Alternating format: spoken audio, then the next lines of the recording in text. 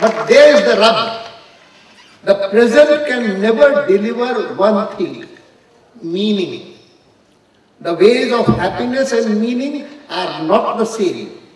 To find happiness, a man need only live in the present. He need live only for the moment.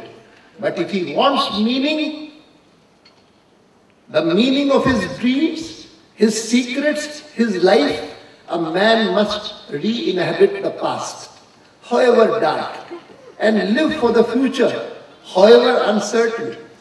Thus, nature dangles happiness and meaning before us all, insisting only that we choose between them. इस लेखक का कहना है कि आपको जीवन में या तो खुशी मिल सकती है या सार्थकता मिल सकती है, दोनों चीजें नहीं मिल सकती। और मैं आपके बीच में ये कहना चाहता हूं कि मेरा सौभाग्य रहा है, और वो सौभाग्य जो है वो खास करके ये अपने जीवन का पुस्तक देश के संदर्भ में लिखते हुए उस बात की गहरी अनुभूति हुई कि God has blessed me with both in abundant measure, both meaning as well as happiness. मेरे एक विचारधारा का जो आधार बना वो 14 साल की आयु में बना। 1942 में मैं राष्ट्रीय स्वयंसेवक संघ का स्वयंसेवक बना, तब मेरी जीवन की सार्थकता आरंभ हुई। Started then at the age of 14 and a half.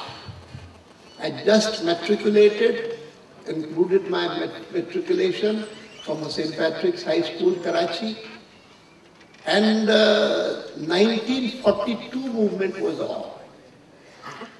Since then, I have been a devoted Swayamsevak of the RSS, and which has influenced my thinking, my nature. Shortcomings are there many, but if there are any attributes, positive virtues in me, I owe them to the Rashtriya Swayamsevak Sangh. सार्थकता तब शुरू हुई और वह then है मेरे वैचारिक परिवार की, my ideological family.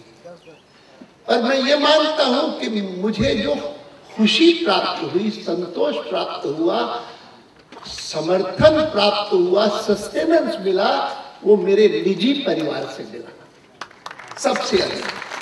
My ideological family and my family, personal family, have sustained me in a manner as to give a lie to the assertion by this author that you can either have happiness or meaning in life.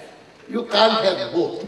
I have been blessed with both, meaning as well as happiness. And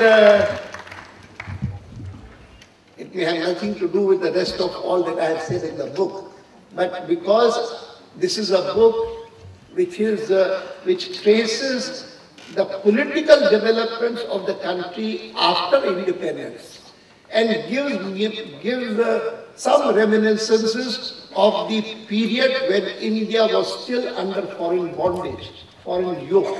And I was a schoolboy at that time. Even then, स्मृतियाँ जो है उनका कुछ इसमें उल्लेख है, इसीलिए मैंने इस बात का उल्लेख किया है.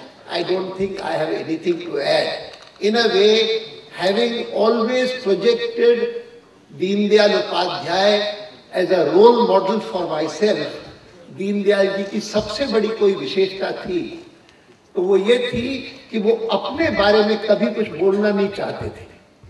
और ये पुस्तक मेरे अपने बारे में पूरी देर में आए करके बोल रहा हूँ.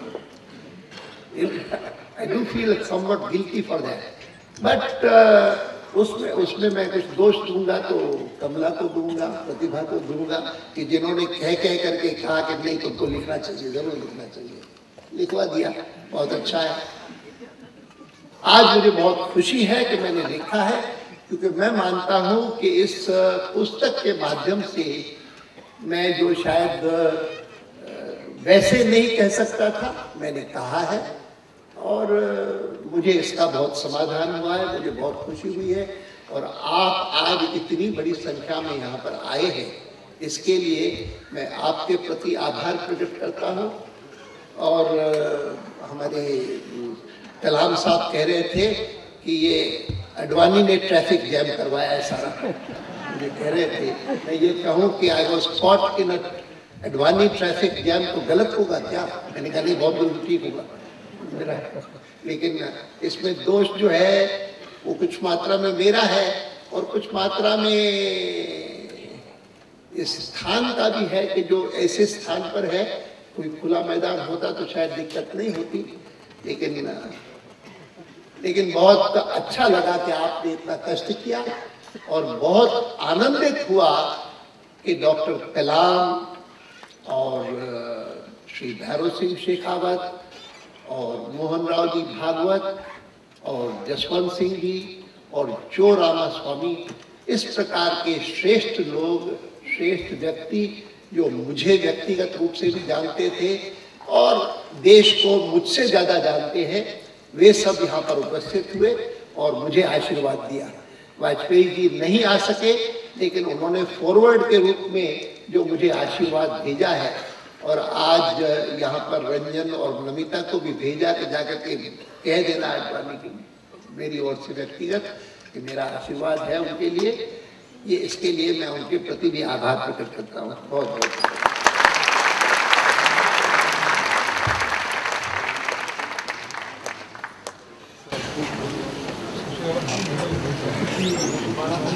We would like to request Dr. APJ Abdul Kalam Sahib to kindly release the book.